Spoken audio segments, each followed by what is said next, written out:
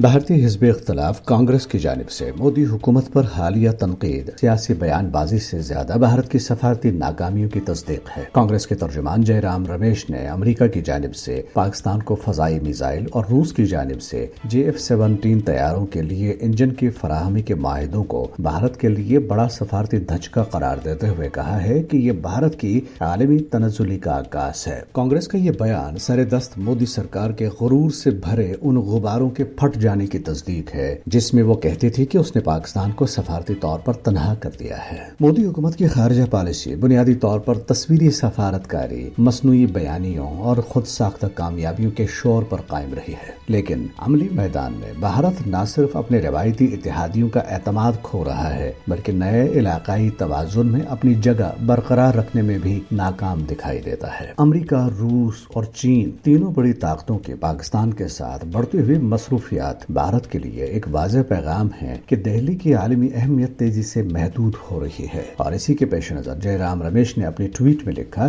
کہ کتنی تیزی سے بھارت کے سفارتی نقصانات بڑھ رہے ہیں، اور یہ تمام واقعات BJP حکومت کی ناکام خارجہ پالیسی کا نتیجہ ہیں جس نے بھارت کے عالمی وقار اور سفارتی ساکھ کو زوال کے کنارے پر پہنچا دیا ہے۔ بھارت کا وہ چہرہ جو مودی حکومت عالمی سٹیج پر طاقتور، مؤثر اور فیصلہ کن کے طور پر پیش کرتی تھی، اب چھپنے کی جگہیں تلاش کر رہا ہے۔ یہ تمام واقعات یا صورتحال مکافاتی عمل اور مودی سرکار کے غرور، جارحیت اور خود پسندی اور اس کی بنیاد پر وضع کردہ پالیسیوں کا نتیجہ ہے۔ خارجہ پالیسی وہ میدان ہے جہاں جذبات، تشہیر یا قوم پرستی نہیں بلکہ دانش، توازن اور اعتماد کی ضرورت ہوتی ہے، اور یہی وہ عناصر ہیں جن سے مودی حکومت بری طرح محروم نظر آتی ہے۔ نتیجتاً بھارت کا عالمی وقار جسے وہ وشو گرو بننے کے خواب سے تعبیر کرتا تھا اب زوال کی ڈھلوان پر لڑتا جا رہا ہے۔